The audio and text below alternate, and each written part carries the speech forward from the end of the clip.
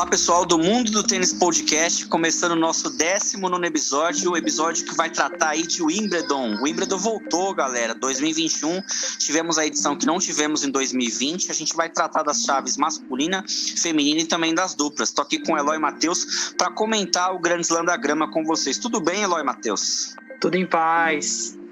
O que falar, né, do torneio, senão que concordar aí com o Matheus que o feminino novamente foi mais surpreendente que o masculino.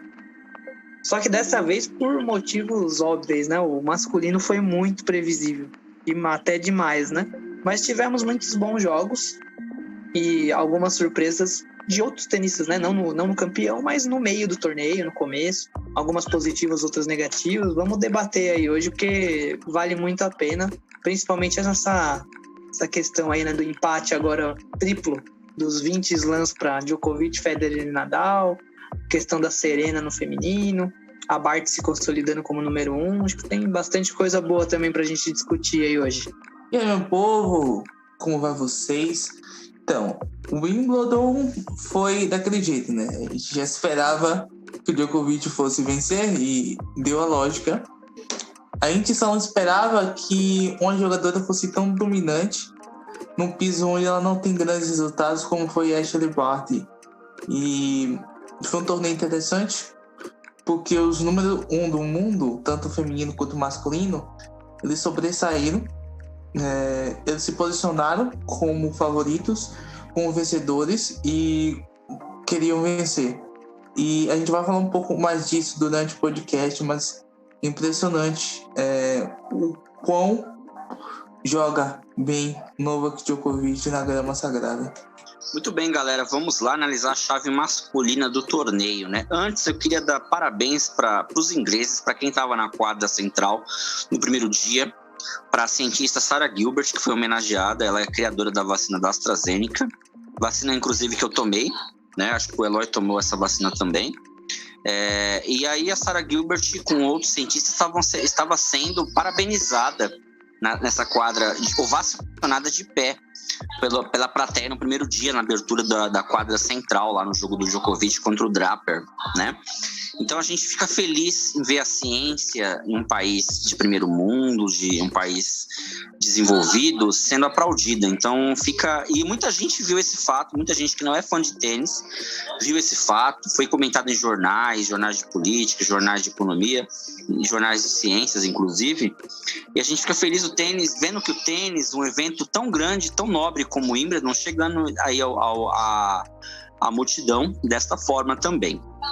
Sobre o torneio em si, eu estava com muitas saudades de jogos na grama, de uma overdose de jogos na grama, e o Wimbledon sempre pegou o meu recesso escolar. Como já sabem, eu trabalho na área da educação, então principalmente a segunda semana eu consigo acompanhar em loco, mais de perto ali os jogos e tudo mais, né? Então tava com essas saudades aí. E a grama, ela é muito traiçoeira, né? A grama tava muito traiçoeira na primeira semana. Muitos escorregões, gente que desistiu. Surpresas, tivemos a derrota do Tsitsipas na primeira rodada contra o Tiafoe. A gente tinha alertado no episódio anterior que era uma possível derrota dele, poderia acontecer ali na primeira semana, o que deixou o caminho do Djokovic até mais fácil. Por quê? Porque o Tsitsipas, ele é um tenista que pode, conforme o tempo passar, se adaptar à grama, mas eu até brinquei no dia com os colegas, falando até nisso, ele é parecido com o Guga. O Guga era famoso por, na época, dizerem que não sabia jogar na grama, né? Tinha até piadas com equipes de futebol que estavam ruins na época, que você falava assim, tal time é igual o Guga, não sabe jogar na grama, mas era uma piada de bom humor, né? Então a gente viu aí na primeira semana muitos escorregões, a gente viu surpresas de cabeça de chave parando na primeira rodada, tanto no masculino como no feminino, e aí o caminho do Djokovic foi ficando mais tranquilo, né? Se em Roland Garros ele teve uma chave duríssima com Musetti, Berrettini, Nadal e Tsitsipas na segunda semana, nesse torneio ele passeou, ele perdeu apenas 2 sets dentro da normalidade. A gente sabe que o Djokovic às vezes perde um set, ele melhora, em vez de pender em buracos, ele pelo contrário, ele se enfia no buraco, às vezes até de propósito. A gente pensa que o Djokovic vai perder esse set, igual perdeu na final pro Berrettini, ele volta melhor pro set seguinte, Então, é um tenista admirável o Novak Djokovic. A gente tem que parabenizá-lo pelos números.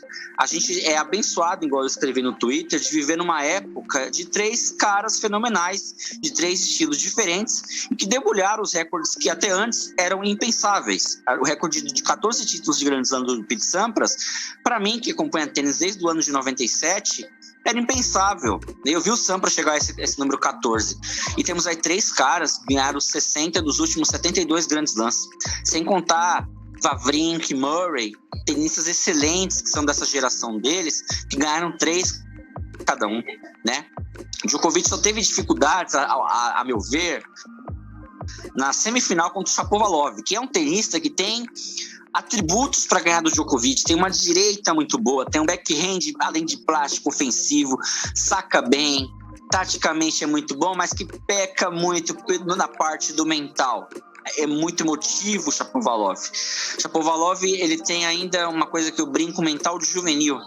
Ele perdeu 2 sets ali, principalmente o primeiro, que ele poderia fazer 1-0, e aí jogando no nível de confiança, ele poderia ir longe. A gente vê, quando a gente brinca com o adversário, quando pega o Djokovic num grande slam, melhor de 5, ele tem que brincar, jogar igual Stan. Isso eu tô falando se não for Nadal, Federer e Murray. Se for um tenista comum entre aspas, gente, não é dessa galeria.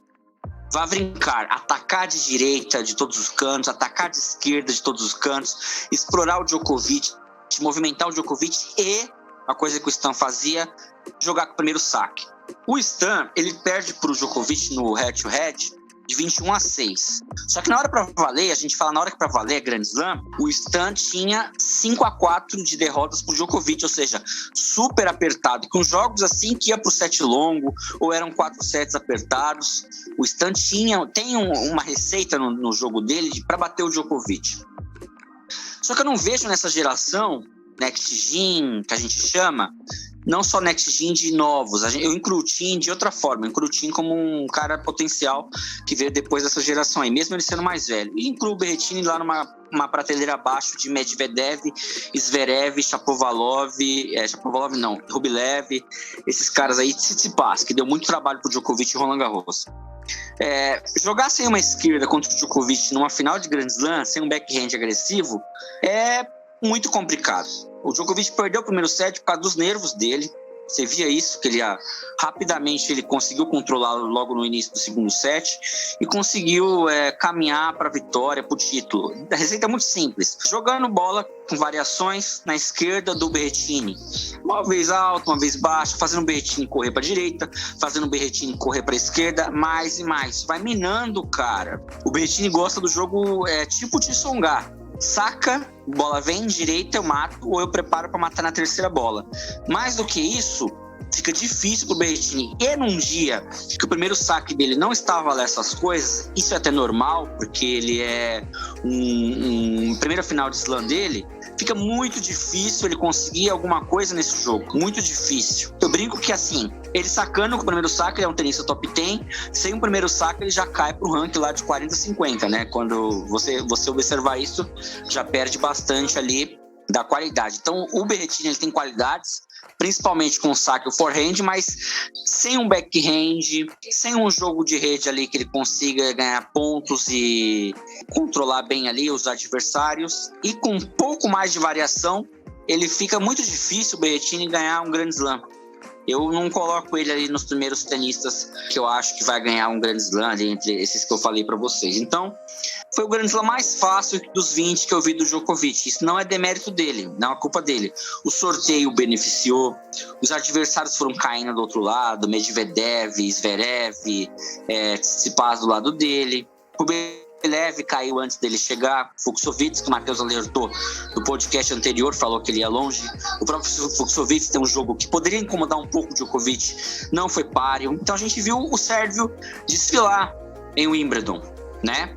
Só não ganhou os 21 sets sem perder, porque ele gosta um pouco ali de passar um perigo. Não era nem para ele perder o primeiro set dessa final e nem o primeiro set lá da rodadão contra o Draper, né? Entrou relaxado. Quando o Djokovic entra relaxado, ele comete mais erros. Ele precisa estar ele precisa de perigo para ele estar focado. Quando o jogo começou a enroscar um pouquinho, o sérvio foi lá, costurou e ganhou. Então a gente tá numa época, gente,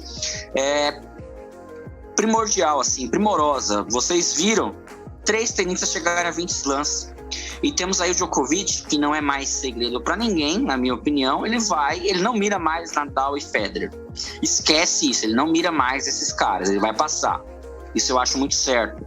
Ele mira Margaret Court, que tem 24 títulos de Grand Slam. Ele quer chegar no 25 pelo menos. Eu tô falando pelo menos, porque a idade dele, físico bom, nenhum next gen, nenhum tenista potencial aí incomoda ele. Ele vai conseguir ganhar Grand Slam. E pasmem, vocês que votaram na nossa enquete aí, muito obrigado no Twitter. 96% da galera que votou acham que o Djokovic vai ganhar o US Open.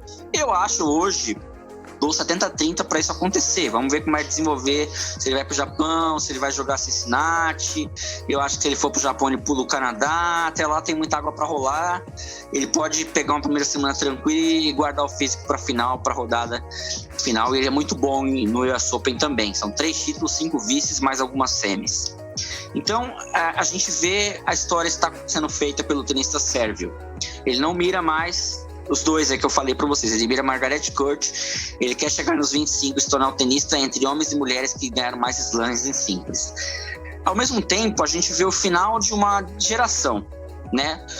Rafael Nadal diminuindo o calendário dele, não foi para o Wimbledon. Alguns dizem que ele fez isso para jogar a temporada de hard com mais chances contra o Djokovic. Outros dizem que ele poderia ter ido. Eu acho que ele fez o certo, tem que poupar o físico. Ele não fez uma temporada de Saibro muito boa. E é irônico a gente dizer isso, porque ele teve um título, um título Masters, um título 500, uma semi, né, de Grand Slam, que para 99% do circuito seria uma excelente temporada de Saibro. Para o Nadal a gente vê que já fica abaixo do que ele já fez em outras, né? A gente vê uma despedida melancólica do Federer, porque até eu fiquei um pouco esperançoso, achei que ele ia ganhar do Hurkacz, achei que ele poderia pegar ali numa semifinal o Berrettini, seria um jogo mais arrastado, acharia que ele poderia perder ali pro Djokovic numa final. Até eu tive uma esperança, eu que sempre tenho um pé atrás com o Federer depois daquele volta de cirurgias aí.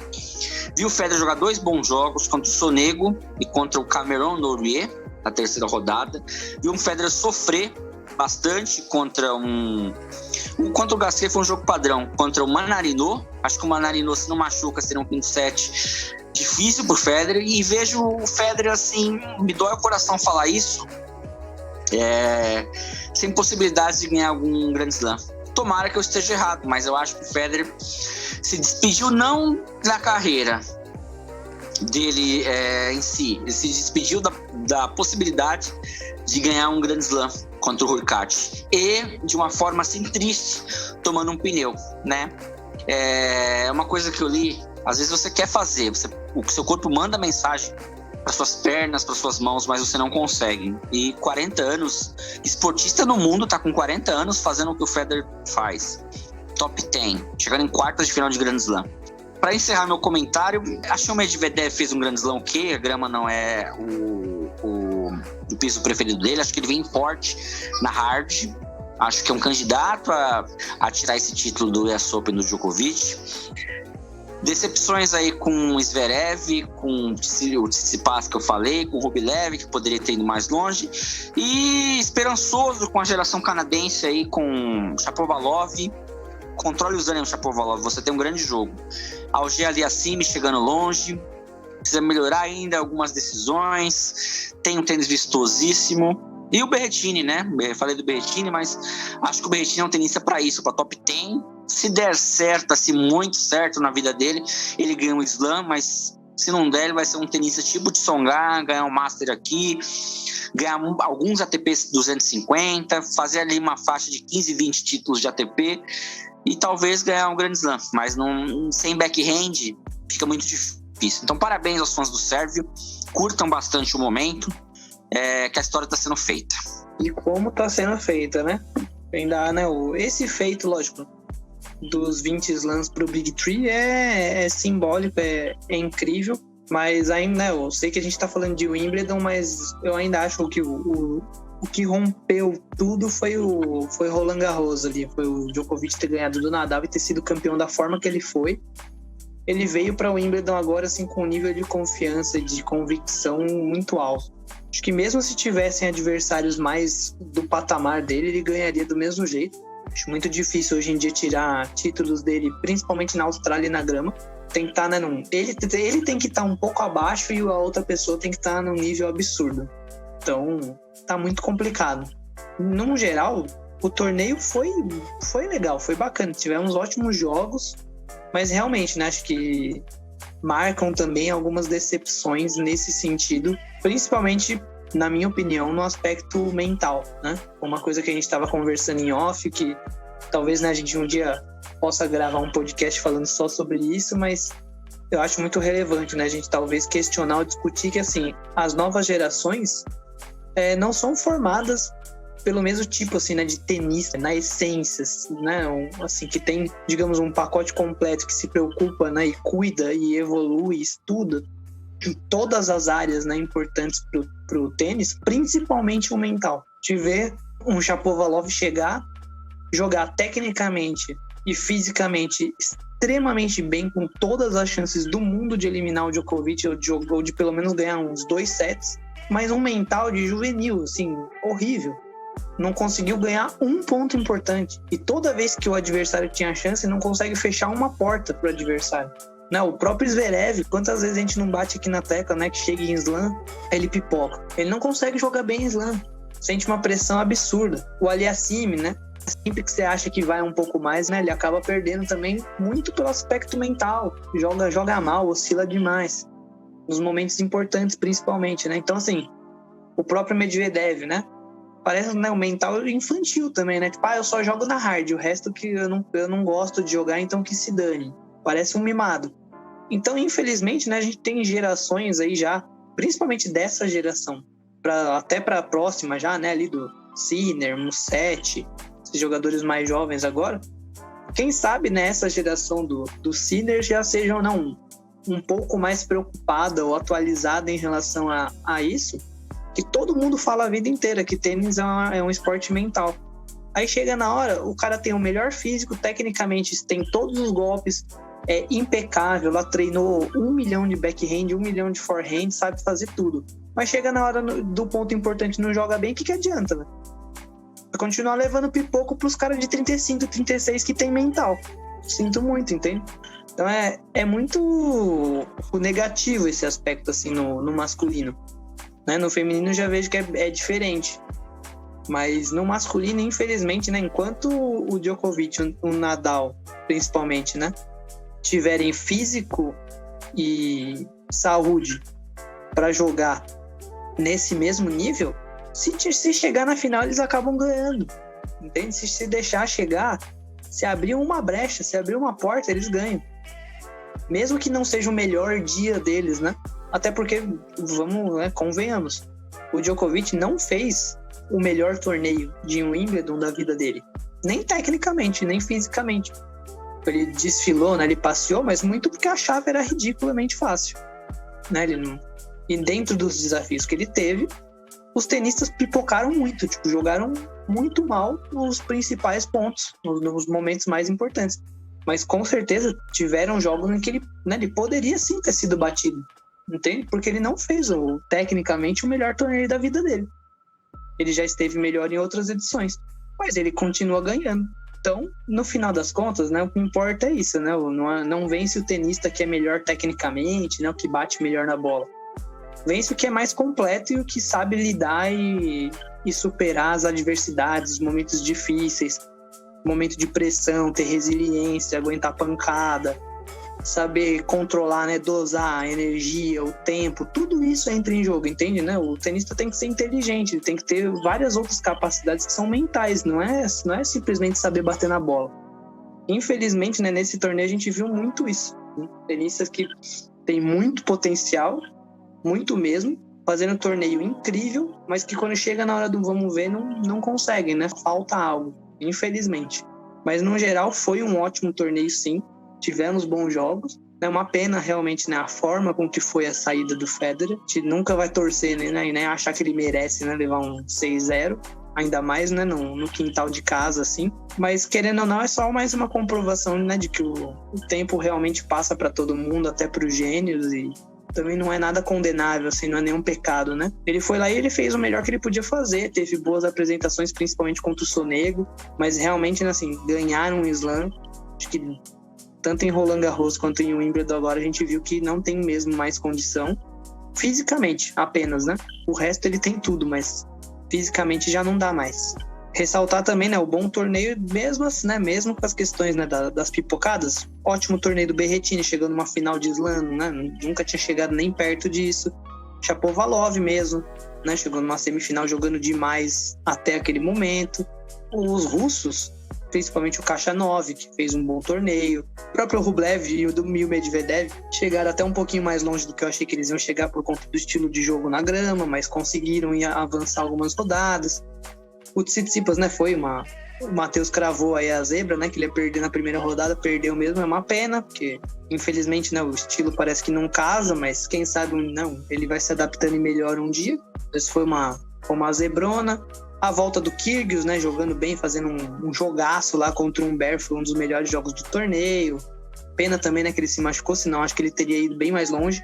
Então vale, né, também, né, ressaltar o bom torneio, né, de vários desses tenistas. Mas destacar novamente isso, né, que a nova geração, realmente, eles não falta algo nessa parte mental. E principalmente, né, todo mundo é forjado, né, formado de uma forma muito mais robótica e padronizada. Então todo mundo treina para jogar na hard.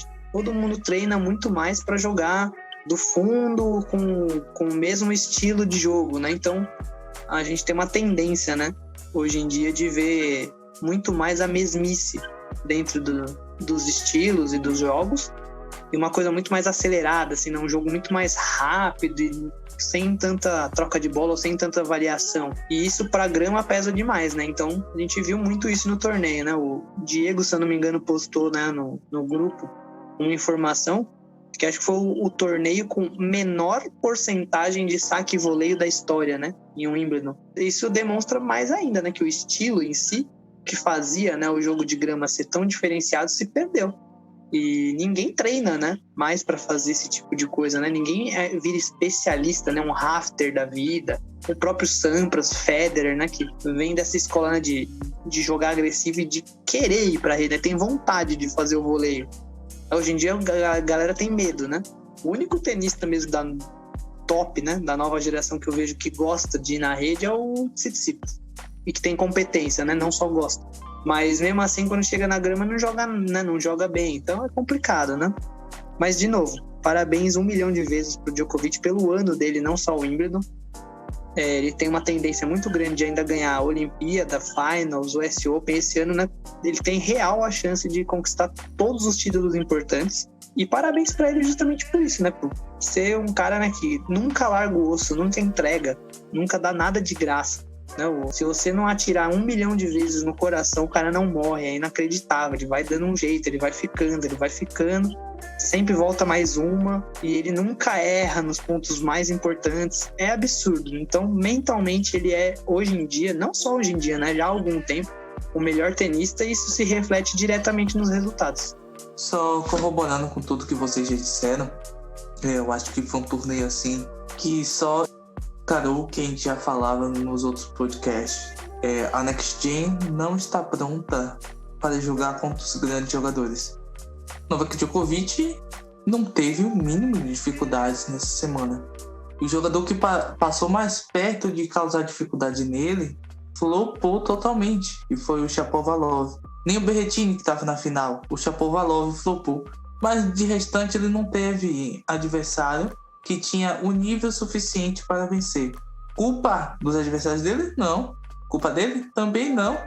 Culpa daqueles que são incompetentes o suficiente para pegar seu jogo e adaptar para a grama, como Stefanos, Rublev, jogadores que ficaram do lado dele. E eu vejo que os jogadores da nova geração não estão prontos para jogar na grama ainda, porque eles não procuram se reinventar. É um tênis muito robótico, a gente tinha falado até no último podcast, o Eloy, que os jogadores de tênis hoje são muito robóticos, eles são construídos para jogar de uma forma, eles não mudam aquela forma de jogar, E aí, na hora que precisa mudar um pouquinho, ele sofre. Criamos robôs, jogadores sem aquela questão mental pegando. Federer, Nadal e Novak Djokovic, eles têm 20 grandes slams nesse momento, porque eles não são apenas robôs, eles colocam o mental, o físico e a técnica em quadra, valer. Teve um certo momento na final que o Djokovic ele não atacava, ele só deixava o Berrettini errar. Porque ele sabia que em algum momento o Berrettini ia errar, porque o Berrettini não tinha condições de fazer o tênis dele se sobressair. E aí a gente olha para o Zverev, flopou. Stefanos, flopou. Tim nem foi, porque o Tim tá lesionado. O Auger assim flopou.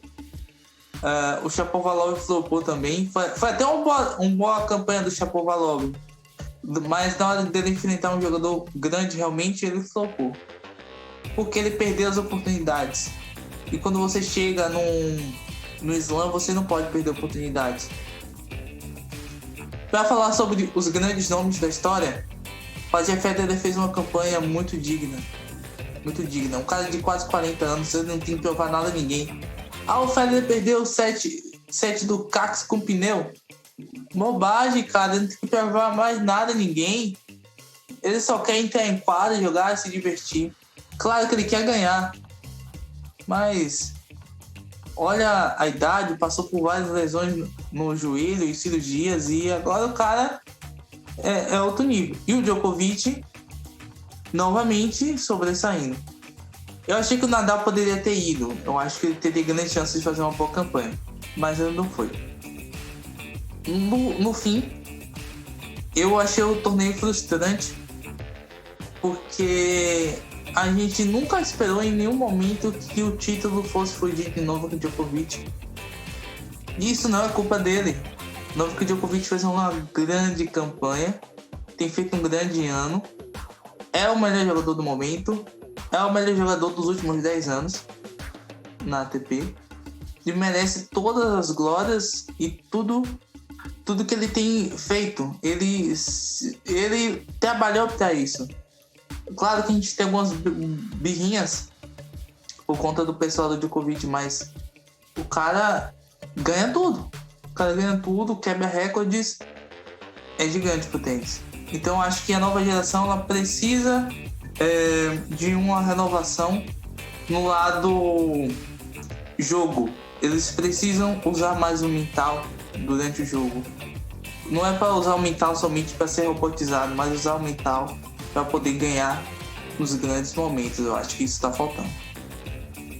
Matheus e Eloy, assim, para encerrar esse assunto do masculino, para a gente não deixar passar batido, queria uma opinião de vocês sobre Andy Murray. A gente está falando do Andy Murray porque eu fico, como fã do tênis, feliz assistir os 3 jogos do Murray. A gente até torceu para ele chegar na segunda semana. A gente brincou que o título dele seria chegar na segunda semana, mas quando eu vi que era o Shapovalov, já vi que não ia rolar, né? Mas a gente vê, para mim o Murray saiu maior do que ele entrou nesse torneio. Maior. Eu digo para vocês assim, nunca fui um fã do Murray, assim, pelo estilo de jogo que ele joga, um tênis reativo e tudo mais. Mas o tempo mostrou para mim que o Murray, fora das quadras, é uma persona muito importante pro tênis. E é um cara que pode dar um exemplo para essa galera, porque ele perdia para esses caras, pro Big Three. Ele perdia a maioria dos confrontos importantes pro Big Three, ele perdeu, mas ele ia ganhar, ele jogava pra valer com os pontos desses caras, né? E o Murray, o jogo dele contra o Ott foi uma das melhores coisas de Wimbledon, né? 5 sets, a galera ali, o horário chegando, a quadra com teto fechado. Termos não só de técnicas, mas de termos de espetáculo, um dos melhores jogos de se acompanhar neste ano foi o da segunda rodada. Então a gente espera que o Murray, uma coisa que está acontecendo com o Federer agora, né, continue a jogar, desfrutar do tênis que ele ama tanto.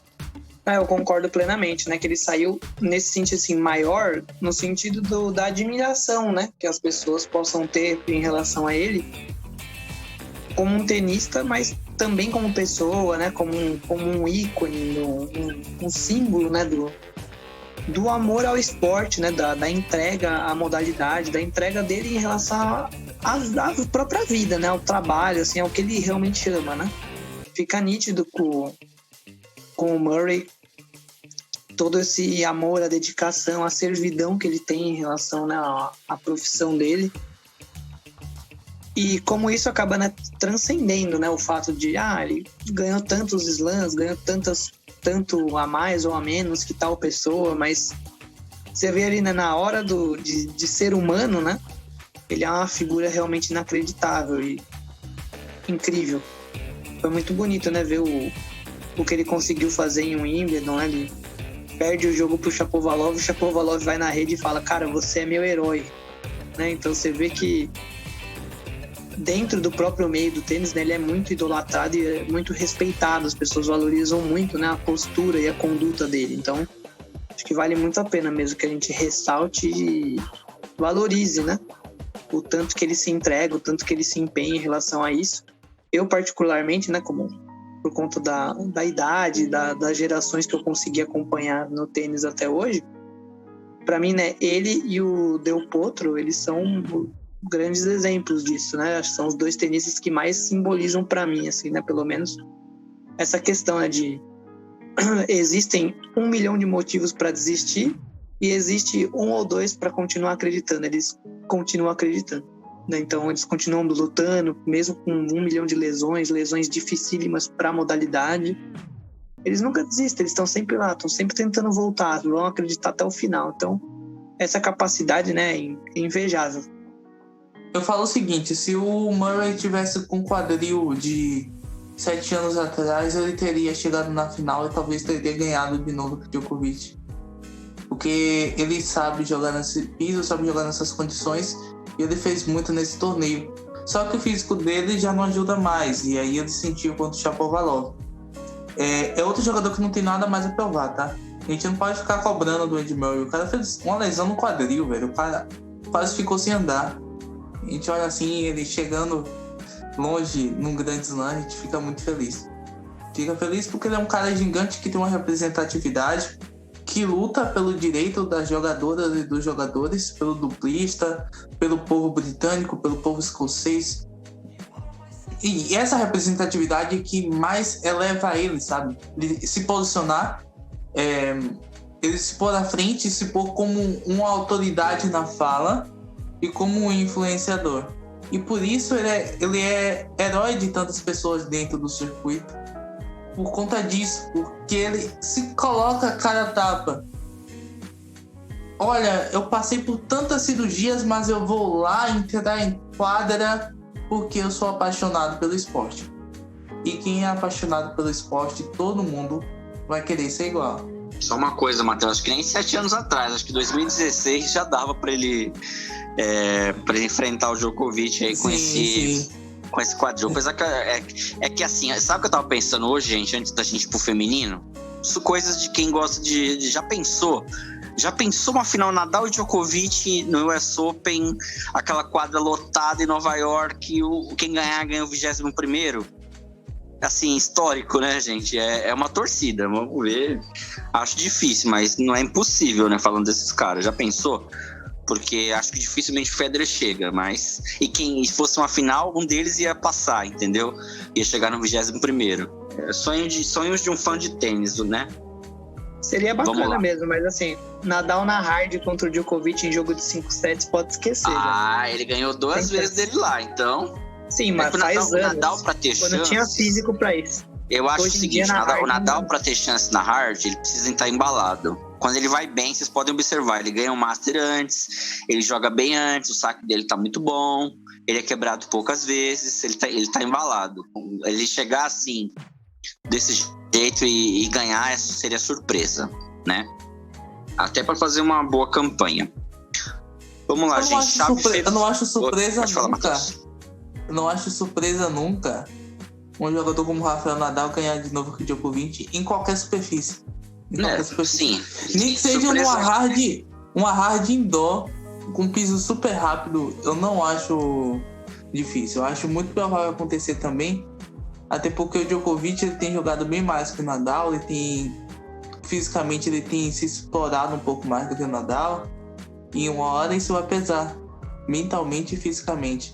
Então eu acho que o Nadal tem um pouquinho de chance sim para o US Open. Agora eu já tô imaginando uma terceira rodada, Federer contra Djokovic já. Não dá na Federer... terceira, só na quarta. Na quarta, né? Na quarta rodada. Só nas oitavas. O Federer já tá no rank 10, né? Se não me engano. 9.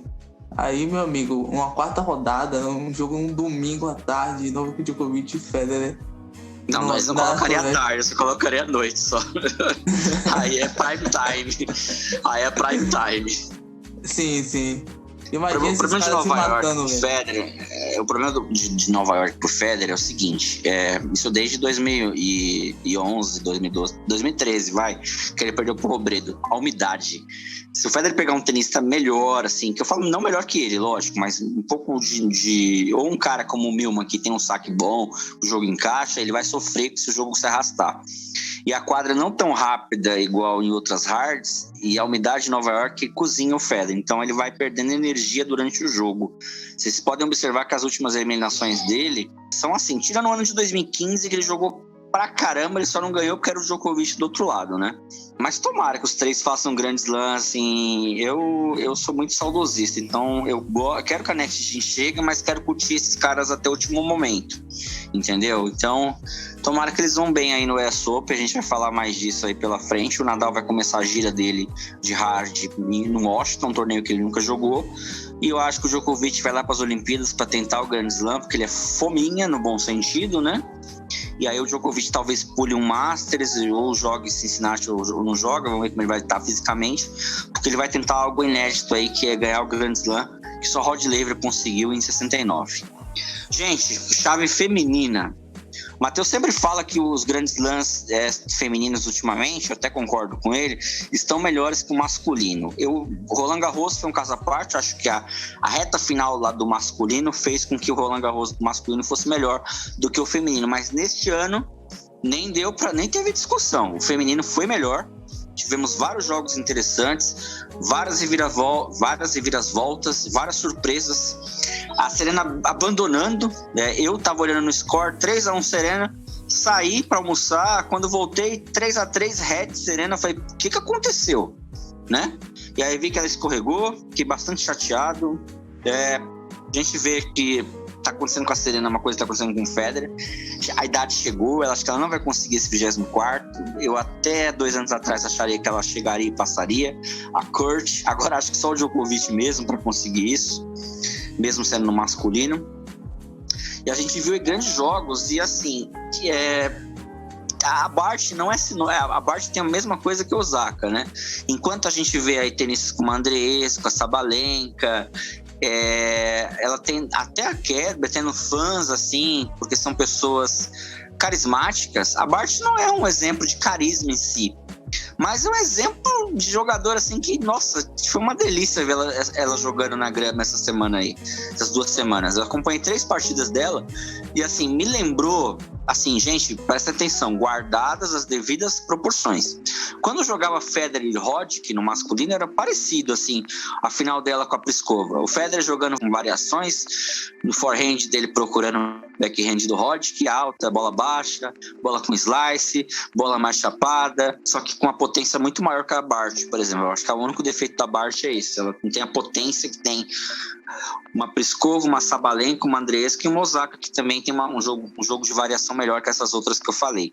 Mas foi muito legal ver a Barty ganhar da Kerber, ver a Barty se enrolar contra a Pliskova, porque o jogo ficou na mão dela o jogo inteiro. Ela poderia, igual eu falei pro Matheus, ela poderia ter fechado em 6-3, 6-4 e foi uma final assim, protocolar. Não teve nem graça. Mas pelo contrário, ela fez o 6-3, saiu uma quebra, a Pliskova devolve, ela saca pra fechar o 7, aí você vê que nos pontos ela encolhe o braço, a Pliskova só passando, e aí a Pliskova leva pro tie break, a Pliskova cresce no jogo, ganha o 7, e aí você pensa, Vou torcer pra Pliskova porque é a única chance que ela tem de ganhar um Grand Slam com 29 anos. E aí você vê a Bart jogando aqueles slicinhos, aquela bola marota na esquerda da Pliskova, fazendo a Pliskova correr de um lado pro outro, se movimentar, bater parada, e a Pliskova se enrola, e a Bart vai lá, e a Bart quebra. E a Bart se enrola de novo no terceiro set e a Pliskova chega a ter um break point que a bola dela tava na mão pra ela só deslocar a Bart e matar na próxima, ela arrisca uma bola e perde, aí a Bart vai lá e ganha o jogo com justíssimo mérito e mostra por que ela é a número 1 do mundo e por que ela merece ganhar mais do que 2 Grand Slams. É muito legal ver isso, ver uma tenista que usa de várias cartas na manga, né? Ela não joga tão potente igual as outras, não tem uma porrada na direita igual as outras, mas ela mostra pro masculino também que, olha, gente, pra mim é esse, ó. Vocês batem forte aí, mas variação também no tênis é tudo, né? Não precisa ser um cara como o Federer, que é o rei da variação, do tênis assim com efeitos. Mas tem que usar de efeitos também, para cadenciar o jogo, para descontrolar o jogo. Enquanto esses caras ficarem só marretando a bola, eles não vão ganhar os grandes torneios.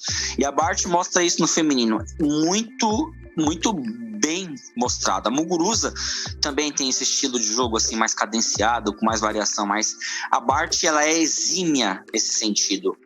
Lembra muito a Renan. Iga Swiatek em bom Grand Slam, acho que ela vai crescer. Apaga um pouco aquela derrota em Roland Garros, né?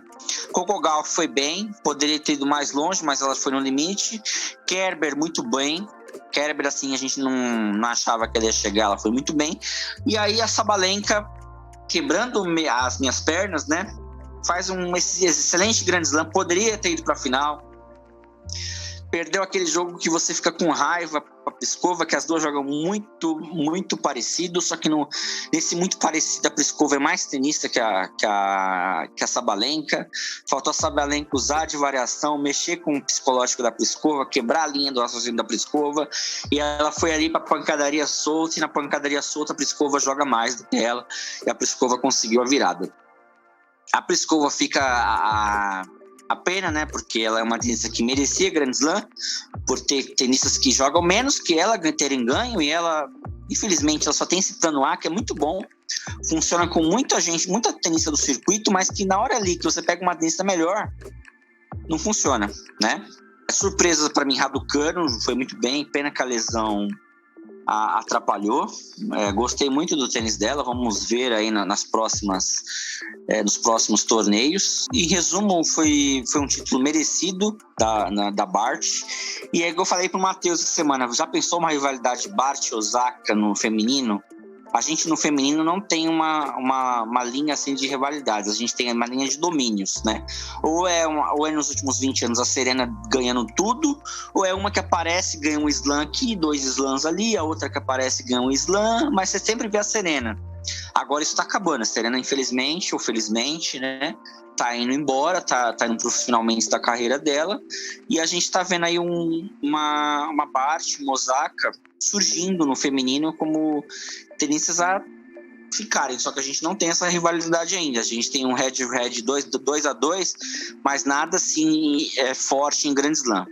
Por que eu falo isso? Porque são estilos diferentes. A gente tem uma Bart que varia muito bem, igual eu falei, e tem a Osaka que mete a mão na bola, potência no limite, mas que tem uma fortaleza mental muito boa, e se precisar jogar ali com efeito na hora de variar, ela joga também. Ela tem uma técnica muito bem apurada. Então torço para isso no feminino. O feminino é tão imprevisível, tão legal, que você vê uma menina que você não dava aí nada, chegando longe. Então, ao mesmo tempo que a gente quer uma rivalidade, a gente vê que é possível uma 20, uma 30, igual a Krejcikova fez neste Roland Garros aí. E parabéns pro tênis tcheco, que mais uma final, né, de Grand Slam. A República Tcheca no tênis feminino, desde Martina Navratilova, sempre foi forte e mantendo a tradição aí com este vice-campeonato. Tomara que a Sabalenka, que é a tenista que eu mais gosto no momento, já que a Kvitova tá indo também para os finalmente da carreira, tomara que a Sabalenka vá numa quadra de hard, que é um piso que ela joga melhor, bem, né? Mas é aquela coisa que o Eloy fala, vamos usar a zica reversa. Não espere nada dela que ela vai te dar alguma coisa, quem sabe, né? Sabalenka e Tsitsipas é isso aí, gente. Não pode cravar, não pode dar muita moral, não pode empolgar aqueles pipocos. Mas, inclusive, né, foi um torneio surpreendente, assim, da Sabalenka. Eu não esperava que ela fosse tão longe. E da forma que foi também, né, de ter chegado na semifinal com tanta chance, assim, jogando bem mesmo. Realmente tendo chance, né, de avançar para a final. Foi bem legal. Mas, assim, a Bart, né, pro estilo de jogo, né, e pro que ela apresenta, e todas as cartas, né, que ela tem na manga, o jogo na grama é muito interessante, né, porque é um lugar em que realmente a variação faz toda a diferença e que o tenista geralmente mais completo, né, ou com menos buraco no jogo, consegue usufruir muito, né, da questão justamente do erro do adversário também, e dessa questão, né, de jogar com toda essa pressão, assim, de impor ao outro, né, ao adversário, essa obrigação, né, de acertar, de jogar melhor. Então foi um torneio muito interessante também para a gente ver essa consolidação, né, desse estilo, porque a Swiatek, Bart, a própria... Esqueci agora, né, como que pronuncia o nome dela, né, a tenista que ganhou o Roland Garros. São tenistas, né, que demonstram algo de diferente, assim, sai dessa mesmice, né, acho que tá todo mundo já cansado de ficar vendo só porradeiro ganhar algumas coisas. Então, né, é legal, né, sair também um pouco da Serena. É uma tristeza, né, ter visto a Serena sair do jeito que ela saiu? Sim. Nesse sentido, foi muito ruim. Tanto que todo mundo aqui cravou, né, que a Serena seria campeã. Mas, infelizmente, não foi possível, né? Ela acabou dando esse azar, assim, né, de ter escorregado e correndo um grande risco ali de se lesionar muito sério. Acho que ela fez correto, né, de se retirar. Mas é uma tristeza, né, também, né, ver ela na mesma situação que o Federer, assim, de que o tempo passou, né, e que hoje em dia o físico já não é mais a mesma coisa, né, já não segura mais a onda. Mas é bom também por esse outro lado, né, no caso do feminino. Porque ultimamente, né, Osaka, Serena, a própria Venus também, né, tenistas assim que ganhavam muito na imposição física, né, nessa questão da potência. A própria Sharapova, né, errava mais que tudo, 500 duplas faltas, mas fazia 50 winners, né, só na porrada. É legal também, né, ver agora uma número 1 do mundo mais completa, com outro estilo de jogo e conseguindo sobressair em pisos diferentes, em situações diferentes. E só citando, assim, né, para quem gosta aí, né, das comparações das místicas, né, fazia tempo já, né, que um torneio não era vencido pelos número 1 do mundo, né, tanto masculino quanto feminino, e também a Bart e o Djokovic perderam o mesmo número de sets no torneio inteiro, né, só 2. Então acho que isso significa muita coisa, né, que só ressalta, principalmente no feminino, né, porque a Bart teve talvez mais desafios, assim, uma campanha mais difícil, ter perdido tão poucos sets e da forma que foi, né? A própria final ela poderia ter ganho em 2 sets direto, então que só consolida realmente, assim, a condição dela como número 1 e ela merece mesmo, assim, ela é a tenista a ser batida, ela é a que melhor desempenha, ela é a que melhor lida com essa questão das mudanças, das adversidades, da transição de piso, né, da temporada. Ela tem ido bem em todos os lugares, pelo menos, assim, ela faz a parte dela, entende? Então, continuar torcendo pela Sabalenka, assim, né, de coração, mas sabendo que a Bart merece e tá um passo acima, assim, das outras, tá em outro degrau hoje em dia. Bart fez tudo certinho, jogou com adversários de estilo de jogo totalmente diferentes. Ela começou com a Carla Soares Navarro, que tem um jogo mais angulado, um jogo que ela tenta evitar errar mais. Aí depois pegou meninas que são mais balbaixas, que gostam mais de bater. E foi isso até a final. E a Bart fez uma campanha excepcional e venceu favoritas. Venceu jogadores que jogam muito bem tênis na grama. Para você ter uma ideia, ela pegou a Kerber e venceu em 2 sets. A Kerber já foi campeã de Wimbledon, ela não deu nem chances. A Pliskova, ela também venceu. Ela destruiu a Tomljanovic nas quartas. venceu a Krejcikova nas oitavas, ou seja, uma campanha excepcional. E aí o que ela falou sobre a Sabalenka é verdade, né? Quando a gente menos espera dela, é aí que ela surpreende. Eu não esperava bolhufas nenhuma dela em Wimbledon, e ela me surpreendeu positivamente. Claro que eu queria que ela saísse na primeira rodada, mas ela conseguiu me surpreender por tudo que ela fez, o tênis que ela demonstrou e tudo mais. Ela tem essa moral, e fez uma grande campanha e chegou bem longe no torneio. A Serena, eu fico triste por ela, mas foi um incidente. A Cori Gauff, eu acho que faltou aproveitar os momentos, mas eu queria destacar algumas jogadoras. A Ons Jabeur, ela foi a primeira tunisiana, a primeira jogadora árabe a vencer um título de WTA, e ela fez uma grande campanha em Wimbledon e chegou a sonhar, sabe, com alguma coisa a mais. A outra é a Iga Swiatek. A Iga Swiatek, ela tem um jogo que é muito mais adaptável para a grama do que para eu saiba, do que para a grama, e eu esperava que ela fizesse um pouquinho menos, e ela foi muito bem. Em toda semana ela jogou muito bem tênis, ela se demonstrou como uma vencedora mesmo, sabe, e de uma favorita e tudo mais. Outras meninas que eu gostaria de citar, que jogaram muito bem na semana, foi a Victoria Golubic, que chegou nas quartas de finais. A Ducanu, que é uma jovem, ainda juvenil, a menina, e foi muito bem. E a Lyudmila Samsonova, que surgiu em Berlim. Ela saiu do Qualify e foi campeã de Berlim, e que só parou em Wimbledon para a Caroline Pliskova. Essas são destaques para mim da parte da WTA. Foi um torneio que foi bem legal. Faltou um pouquinho mais, eu acho que Roland Garros eu gostei um pouquinho mais, mas teve grandes jogos, teve bons jogos, teve muitos jogos no terceiro set, e isso me anima bastante. Triste somente pela Andreescu, né, que é uma flop na grama. Parabenizando o Renan Rocha, nosso amigo mineiro. Ele foi o único que apostou na Bart, né? Muita gente apostou na Serena, mas aí o Renan Rocha, lá de Minas, apostou na Bart. Então, parabéns pro Renan. A galera que apostou no Djokovic foi imensa aqui. Muita gente, era o palpite mais óbvio, né?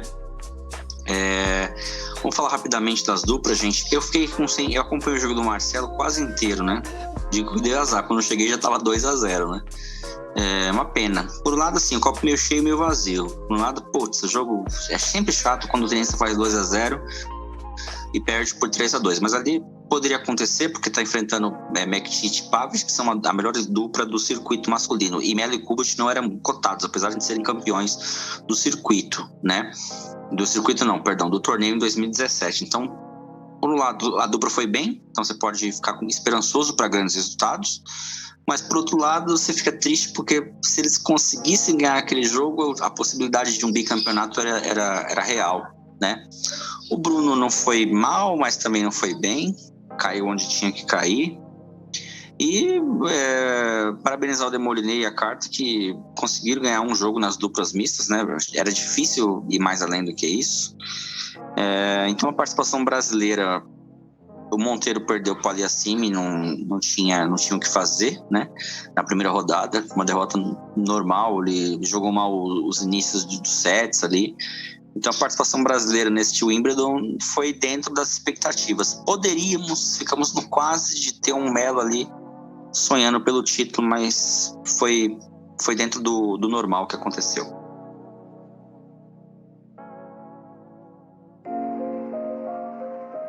Foi uma pena mesmo, mas assim, essa dupla, né, a gente tava até brincando antes, né, que essa questão das duplas, às vezes o negócio casa de um jeito assim surreal, né, porque o Pavic, até pouco tempo a gente torcia pra ele, né, pela parceria que ele tinha com o Bruno, e agora o cara tá lá ganhando todos os torneios numa dupla nova, né, assim, em pouco tempo de adaptação e tudo mais, já saiu ganhando 1 milhão de torneios, né, então lógico, não adianta, né, não chorar as pitangas, mas mostra justamente isso, né, que às vezes tem muito essa questão, né, e os brasileiros, acho que demonstraram pelo menos uma escolha sábia, né, de ter voltado com as duplas, né, que eles tiveram mais sucesso recentemente. Ambos acho que desempenharam um pouco melhor do que vinham desempenhando, né, e conseguiram ter um certo resultado mais expressivo mesmo contra duplas, né, algumas mais fracas, mas algumas fortes também. Então, acho que no final foi um saldo positivo, assim, acho que fica realmente um aprendizado aí, né, de que nem sempre é preciso, né, sair trocando muitas coisas. Em alguns momentos vale a pena também, né, manter, mesmo quando não está no melhor momento da dupla.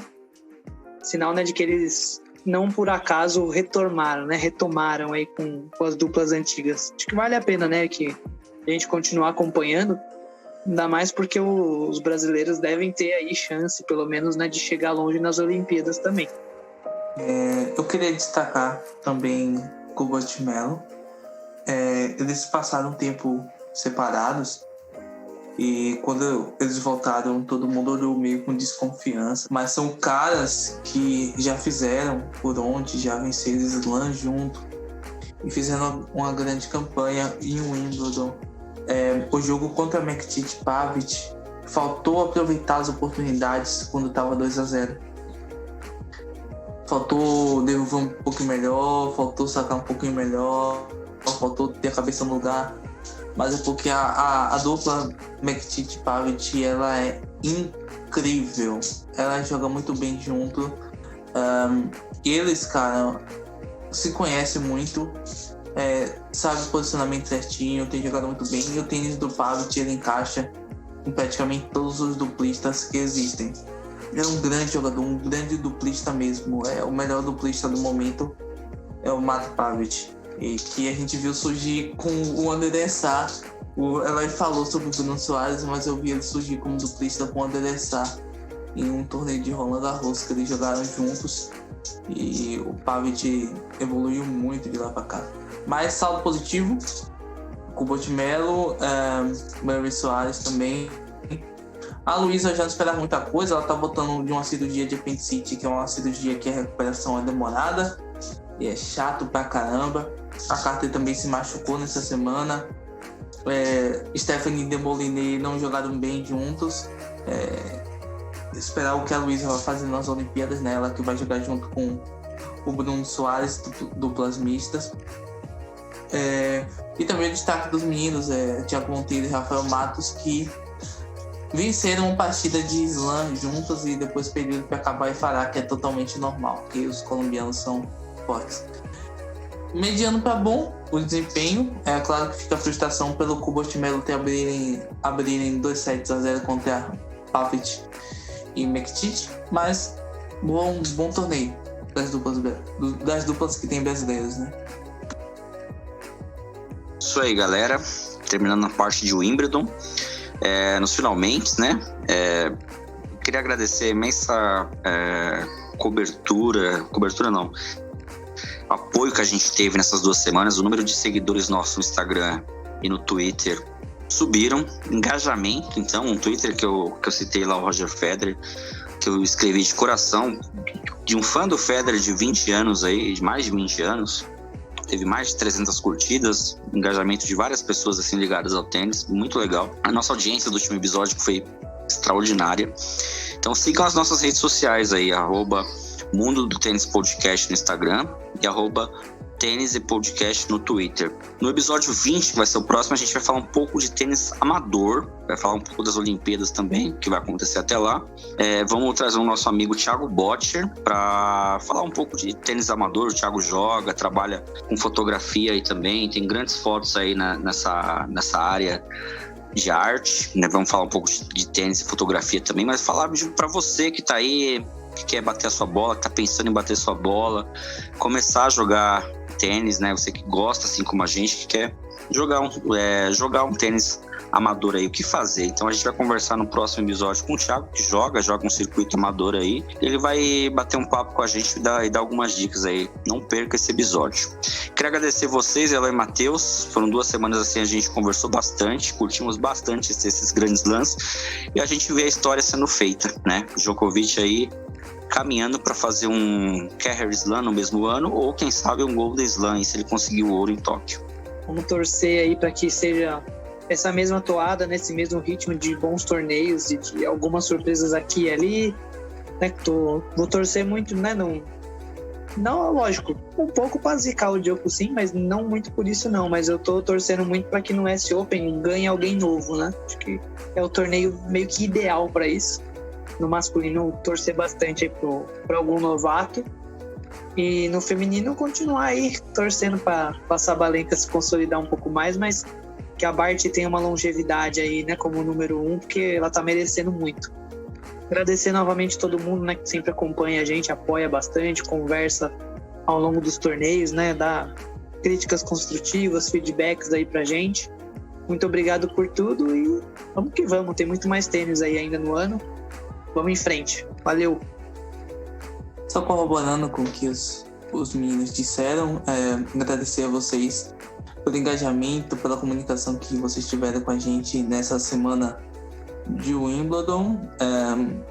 Foi um torneio incrível, como sempre é, e grandes jogadores novamente, consagração de Novak Djokovic e Ashley Barty. E eu queria deixar um convite aqui especial para vocês. Durante o Wimbledon vou estar postando muitas coisas sobre as Olimpíadas, vou estar postando algumas matérias especiais que eu faço sobre esportes olímpicos lá no meu Twitter, @MatheusAlem25. Vou tentar retweetar também na página do Mundo do Tênis Podcast algumas coisas que eu fazia sobre tênis. Isso aí, pessoal. Então a gente volta no episódio 20 com o Thiago Botcher, falando sobre tênis amador e fotografia também na parte de tênis, tá bom? Um grande abraço, obrigado e continue com a gente. Tchau.